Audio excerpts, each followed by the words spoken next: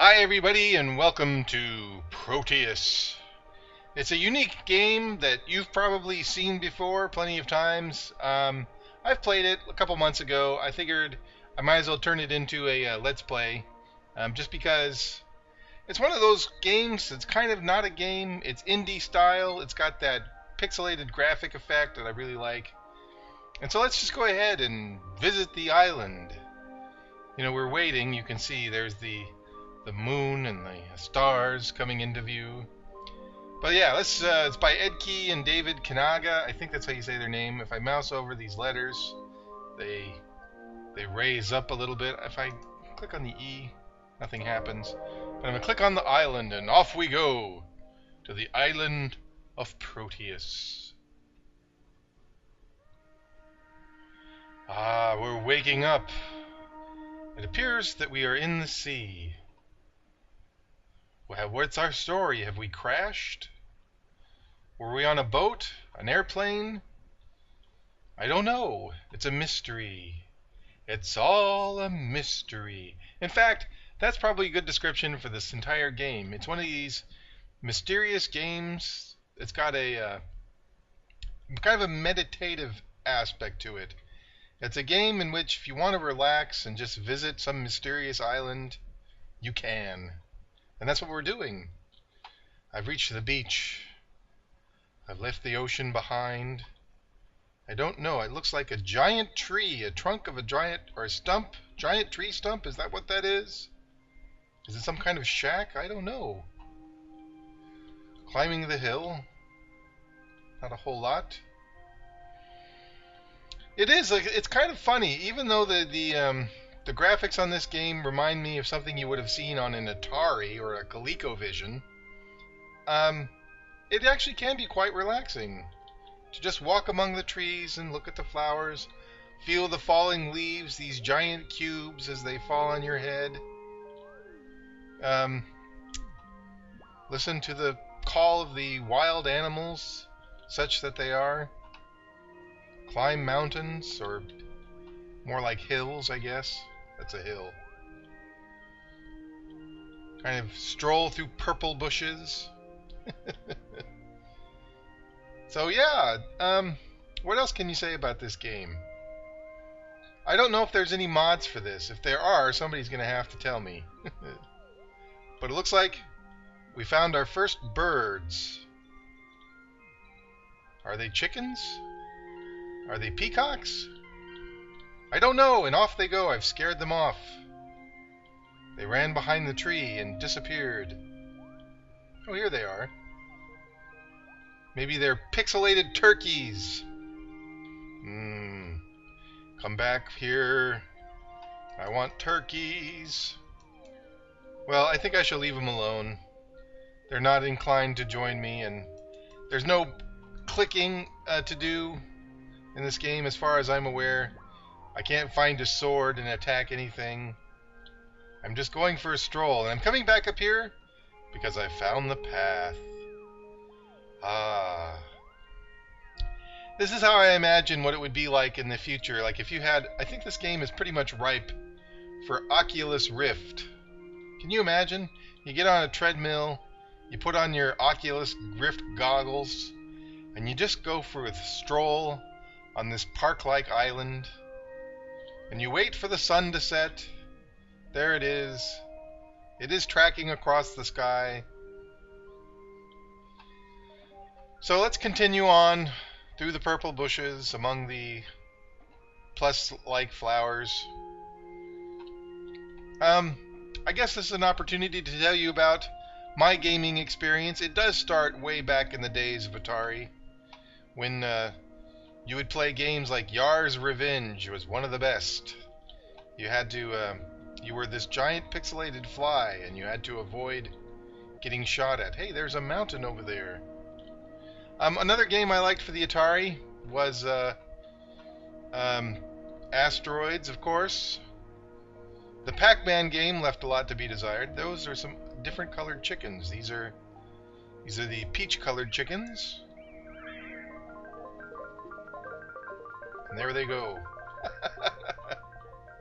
Let's climb the mountain. Can we climb the mountain? Actually, though, even though a lot of my friends had an Atari, I had the coveted ColecoVision. Yes, that's right. The ColecoVision is the quintessential game of the 80s, the home console. It would be superseded, of course, by Nintendo when Nintendo took over the world. But yeah, it had Venture. There was a really great game, one of the first games based on a movie called War Games. You had to prevent a nuclear attack. Anyway, the sun is setting. I still actually have my ColecoVision. I don't know if I could ever record a game and play it for you, though.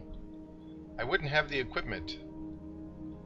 But we are walking across the mountain and we're looking at the moonrise. There it is. So yes, I have probably, what is this now? Over 20 years of gaming experience. Gosh, it sounds kind of sad when you say it that way. But it's true.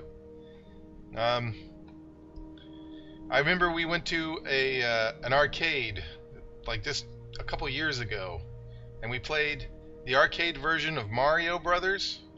Now be careful, I didn't say Super Mario Brothers, I said Mario Brothers. And that game, let me tell you, you have to punch the baddies from underneath a platform to turn them over, and then you kick them off that platform. But if you're like everybody else who's played Mario, and you've been playing since the 90s, then you would have thought you had to jump on them first. Look at that. I think that's the Milky Way, or a semblance of a Milky Way. It's on the planetary line. Oh, whoa, a shooting star. We just caught it. So yeah, it's dark. Weird stuff is happening. What is that down there? Almost looks like the stars are falling. I wish I could tell you more about the early days of gaming. I could answer a few questions, I suppose, but... Oh, listen to that. What is this? This looks like some kind of hinge. Stones lined up in a circle. Oh, oh, something's happening. Something's happening. Time is speeding up. Should I stand in that circle? The sun, its days go by in an instant. Track the moon. The moon goes down. The clouds roll in, it begins to rain. I'm traveling through time. Forward, I hope. I think so. Shooting stars again. Well, this is interesting. Before I get dizzy, I think I'm going to step in the circle. And now what happens? Anything? Everything? Nothing? I'm passing out! No! I've been transported to a strange land where there's rays on the sun now. And what are these? Some sort of pixelated creatures that look like symbols. Are they dragonflies? Are they birds? That's the interesting thing about these kind of 8-bit style games. You kind of have to interpret for yourself what some of the moving items are.